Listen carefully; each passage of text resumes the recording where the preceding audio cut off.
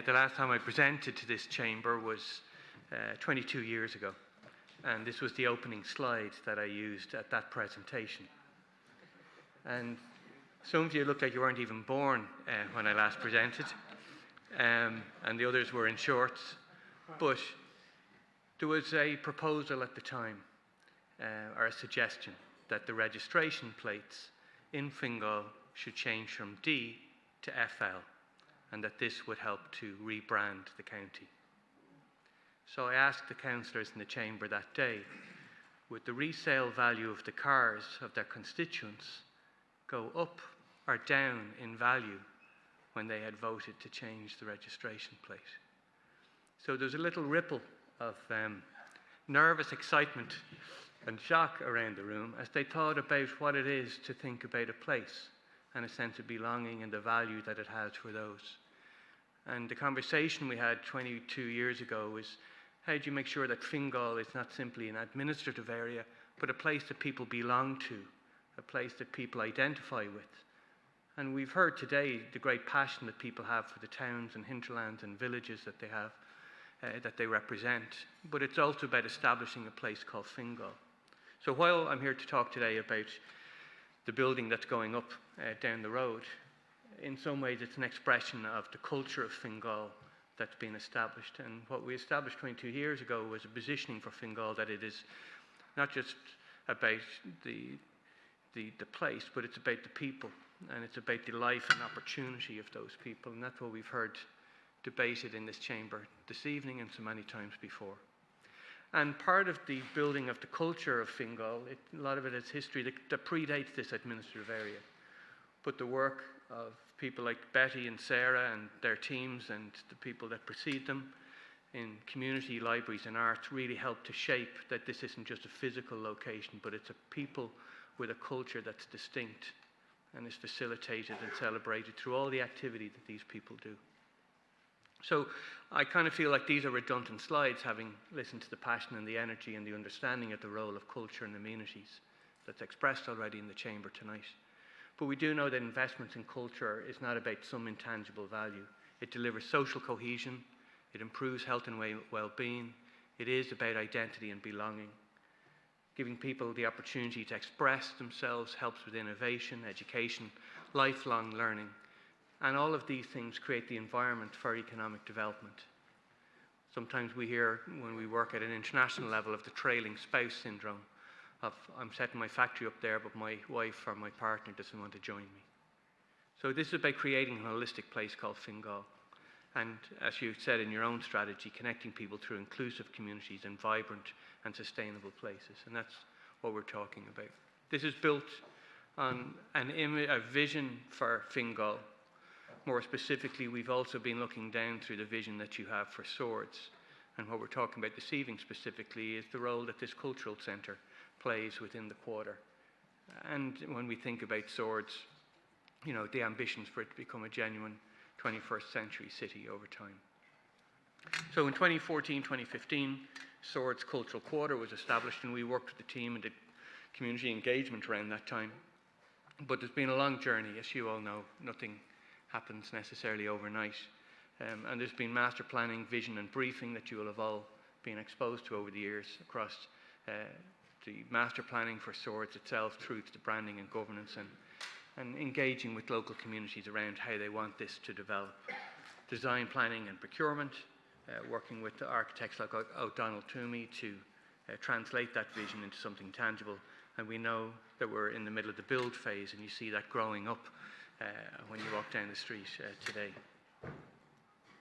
And in talking to the local community and engaging 10 years ago, what people said was really important is that what's created is for everyone.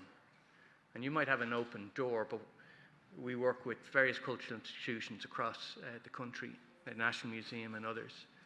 And the number one thing that people ask themselves, not is it free, do I have to pay in, but would someone like me be welcomed there? So those kind of ideas and how we make people feel welcome and make this feel for them is really important, and that's what the people we engage with from the local community here told us. Also, it needs to be mixed use. We have various different things that have single uses, whether they're theatres or libraries, but they really wanted to make sure there was the full diversity. And what people spoke a lot as well within that is not just a physical thing that's done, but how it feels or sounds. So the importance of having a quiet place, or the importance of having a place that kids can go without being told to be quiet. And how do you facilitate all of that? And then also, while we know those people who care about the heritage and history of a place are very vocal, they were also very strong about saying, we don't want this to be some pastiche. We have our own castle. We have a sense of history. We really want this to be a confident expression of the future. And we are seeing that come to pass. This is the little plan and drawings that you might have seen from O'Donnell and Twomey. We have a very interesting, complex in many ways, but simple in others, architectural plan that is now being realised. And this building reflects the history and reflects the future. And it's designed for people to feel as if they don't know what's inside and what's outside. They're inside before they even know they're there, trying to eliminate that idea of threshold. I'll move through this. You don't need to know about every room. But what is interesting and what we found really exciting is that people can move up through this building without ever having to open a door.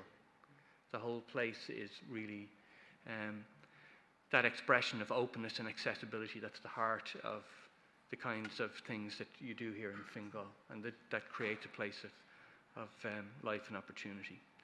And what we're talking today about is just the idea of how we communicate it. How does this show up? And it is about tea and chats in the living room, as the space within the centre of this new centre is being called. It is about open, welcoming, accessible reception. This is a building that will be accessible 24/7. It's about learning and reflection in quiet library spaces. It's about inspiration and imagination in the art gallery. It's about places where people can work and ideas. It's not an enterprise centre, but it will be an engine for enterprise. And it's about shared experience in the Black Box Theatre, real world-class facilities that you can be proud of. But ultimately, this is about a meeting house for everyone. That's how we want to talk about it. It's an everyday open house. It is not some ivory tower. And so while all cultural life exists under this one roof, there's a library, there's a theatre, there's an art gallery, there's a maker space, there's an archive, there's a cafe, and people want to know what they refer to it as. And it's funny, I don't know, it's easier to name a kid than it is to name a building, it seems.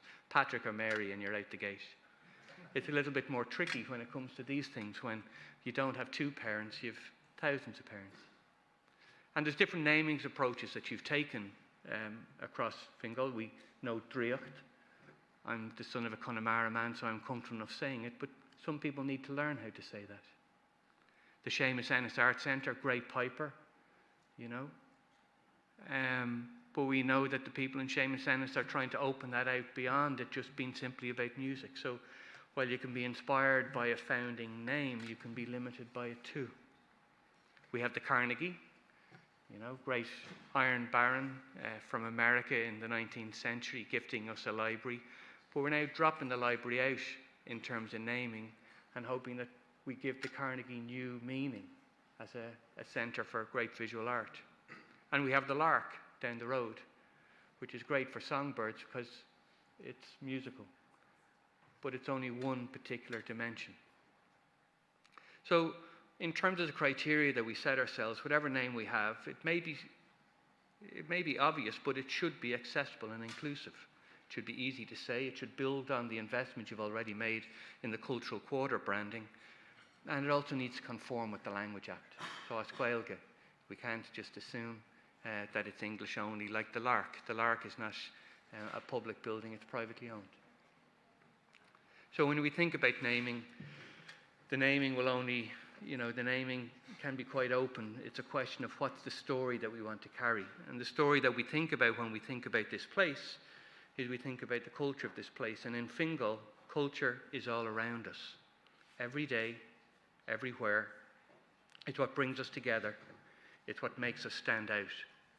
Because in Fingal, we have a culture of learning and playing, a culture of imagination and wonder, a culture of making and doing, of being and belonging. Welcome to our culture's new home. Welcome to Culture House. And this is what we propose calling it, Oris Culture. Culture House. And it's not just the name, it's the identity and the way in which we present it to the world is just as important, that it's simple, accessible. And it's the stories that we tell and associated with it that are important. And we have some very happy little accidents now when we look at the building, we have this spotlight on this house that exists within its plan as it wraps the courthouse. But we are also, by introducing Ors Culture or Culture House, we're connecting with the European tradition, where they understand that many different activities can exist under the one roof. We've the Culture House in Berlin, Dom Kultury in Poland, and whether you're in Holland or Denmark, or if you see Casa de Cultura or Maison de la Culture, I have very bad past French in leaving, but I still know what that means, what that stands for. So Culture House, Ors Culture here in Swords, is maybe an obvious name, but it's a name that carries the stories that we want to tell. And we can bring that to life in a way that doesn't compromise the beautiful building that's proposed. And it also allows us to play with the name and breathe life into it. Be creative as we talk about a free house, a playhouse, a quiet house, an art house, a meeting house, a picture house, or an open house. That this is about being a making house and a reading house, because it's a culture house. And this playful creativity is what Fionnuala and the wider team are going to bring to life as we talk about this, and we'd encourage you to think about it too. And also as Gaeilge, whether it's Ors Culture or Ors Aliana or Crinne as we talk about coming together and meeting, or Ors Spree as we talk about the energy and excitement and fun of the place. It's really important that we connect with the idea and story we want to share about Culture House and invite people into this. And we hope to create very simple little tools that will allow us to build profile online and make it easy for the teams here to communicate in a way that's consistent and coherent, that asks people to make themselves at home, fáilte isteach Ors Culture, and is playful and energetic. So this is the last slide, but what we hope you'll feel is that there's an energy and an openness and an invitation that you and the entire organisation is extending as we kind of extend that sense of supporting a sense of a Fingalian culture, a culture that thrives, is full of life and opportunity here in Swords and across Fingal.